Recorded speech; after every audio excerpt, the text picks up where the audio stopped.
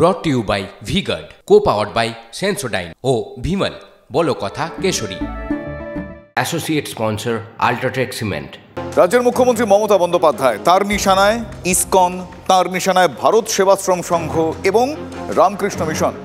পুরুলিয়ার সভা থেকে মুখ্যমন্ত্রীকে এবার পাল্টা জবাব দিলেন প্রধানমন্ত্রী নরেন্দ্র মোদী। পাল্টা জবাব দিলেন তিনি। ভোট ব্যাংকে খুশি করতে আধ্যাত্মিক গুরুদের অপমান, বাংলার রাজনীতিকে নিম্ন স্তরে নামিয়ে এনেছে তৃণমূল কংগ্রেস। ঠিক এভাবেই কড়া আক্রমণ শানালেন প্রধানমন্ত্রী নরেন্দ্র মোদী। একবার শোনাই উনি কি বলেছেন। बंगाल की मुख्यमंत्री इस्कॉन वालों को, रामकृष्ण मिशन वालों को, भारत सेवाश्रम के सन्यासियों को खुले तौर पर धमका रही है, खुले मन से चेतावनी दे रही है। दुनिया भर में इन मिशन से जुड़े वाले लाखों अनुयायी आज पूरी दुनिया में रहते हैं और इनका मकसद सिर्फ और सिर्फ लोगों की सेवा करना है। बंगाल की सरकार ने उन पर उंगली उठाई, उनका नाम लेकर धमका रही है। इतनी हिम्मत सिर्फ अपने वोट बैंक को खुश करने के लिए, उन्हें साधने के लिए टीएमसी इतने निचले स्तर पर उतर आई है। আপনারা শুনলেন, যথেষ্টই চড়া সুরে কিন্তু বক্তব্য রাখলেন প্রধানমন্ত্রী। বিষ্ণুপুরের সভা, সেখান থেকে এই সুর আরো চড়ালেন তিনি। শোনাই আপনাদের। मेरा सीधा सीधा आरोप है, यहां की मुख्यमंत्री मुस्लिम कट्टरपंथियों के दबाव में वोट पाने के लिए हमारे संतों को, हमारे महान संगठनों को सार्वजनिक रूप से गालियां दे रही है, बदनाम कर रही है। हिंदुओं को भगीरथी में डुबो देने वाला बयान, ये भी टीएमसी ने सोच समझकर दिलवाया था। वोट बैंक के दबाव में टीएमसी लगातार संतों को अपमानित कर रही है। কিন্তু কেন কেন এমন বললেন প্রধানমন্ত্রী? কি নিয়ে এত বিতর্ক? সূত্রপাত গতকাল মুখ্যমন্ত্রীর একটা বক্তব্যকে কেন্দ্র করে।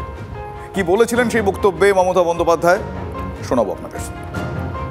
হ্যাঁ, কেউ কেউ করে না, সব সাধু তো সমান হয় না, সব স্বজন সমান হয় না।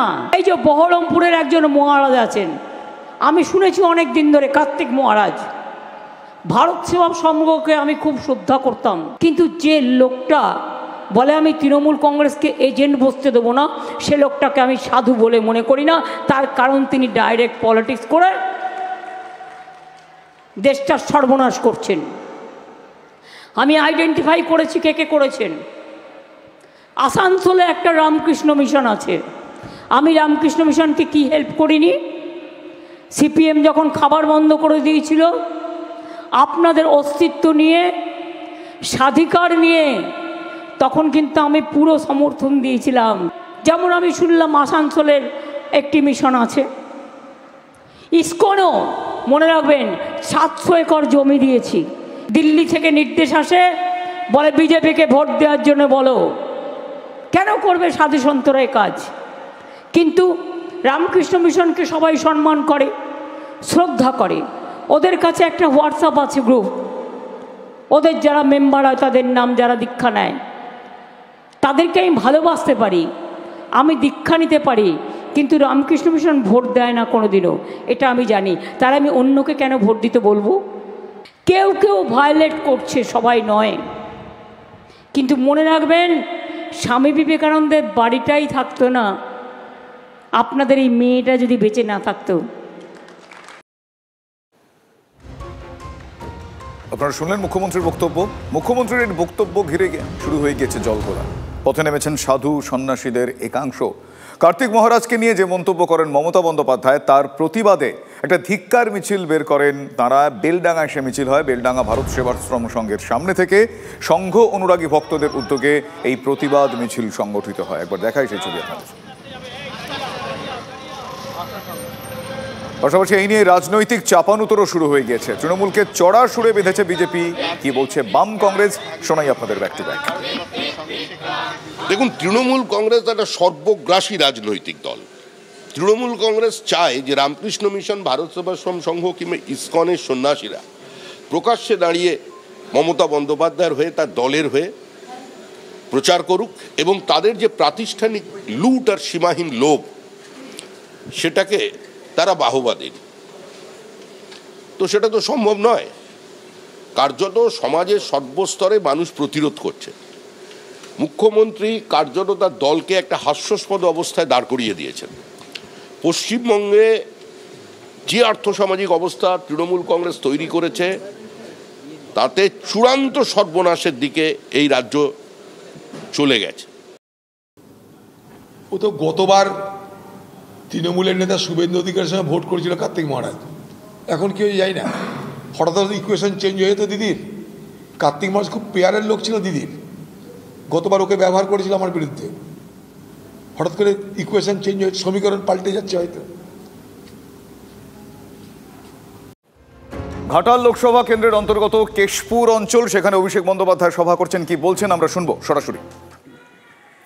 অন্যদিকে মমতা বন্দ্যোপাধ্যায়ের গ্যারেন্টি, স্বাস্থ্যসাথীর গ্যারেন্টি, খাদ্যসাথীর গ্যারেন্টি, স্টুডেন্ট ক্রেডিট কার্ডের গ্যারেন্টি, জয় জোহারের গ্যারেন্টি, লক্ষ্মীর ভাণ্ডারের গ্যারেন্টি, কন্যাশ্রীর গ্যারেন্টি, পথশ্রীর গ্যারেন্টি, রূপশ্রীর গ্যারেন্টি, রাস্তাশ্রীর গ্যারেন্টি, আর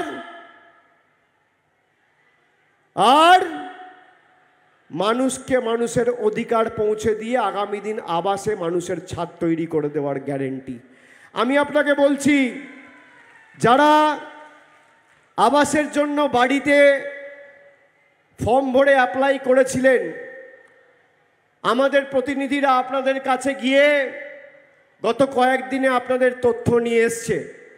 কিন্তু যারা 4 বছর 5 বছর ধরে আবেদন করেছেন টাকা পাননি, এই যে বলে গেলাম বিজেপি যদি এসে বলে আবাসের টাকা পাঠিয়েছি, গাছে বেঁধে রাখবেন, মিথ্যে কথা বলছে। আর আমি আপনাদের বলছি, আগামী দিন ইন্ডিয়া জোট ক্ষমতায় আসবে, 3 মাসের মধ্যে বাংলার 1,64,000 কোটি টাকা নিয়েছে বাংলায় যারা আবাসের জন্য অ্যাপ্লাই করেছেন। আর এই কেশপুর সহ ঘাটালের বিস্তীর্ণ লোকসভা এলাকা জুড়ে যাদের নাম রয়েছে, দেব জেতার পর দেবের হাত ধরে 31শে ডিসেম্বর 2024-এর আগে বাড়ির প্রথম কিস্তির টাকা আমাদের সরকার আপনাদের ব্যাংক অ্যাকাউন্টে পৌঁছে দেবে। আমাদের গ্যারেন্টি, কারোর কাছে হাত পাততে হবে না। আমি তো আছি, তৃণমূল তো বেঁচে আছে, মমতা বন্দ্যোপাধ্যায় তো আছে, মামাটি মানুষের সরকার রয়েছে। গতবার 2019 সালে কেশপুর থেকে আপনারা প্রায় 90,000-এর বেশি ব্যবধানে দেবকে জিতিয়েছিলেন। এবার ব্যবধানটা 1 লক্ষ করতে হবে। 1 লক্ষ করতে হবে। প্রত্যেকটা বুথে যে কটা বিজেপির ছাইপাস আর আবর্জনা পড়ে রয়েছে 25 তারিখ ঝেঁটিয়ে বিদায় দিতে হবে। Brought to you by V-Guard, co-powered by Sensodyne O Bhimal, বলো কথা Keshari. Associate sponsor Ultratech Cement.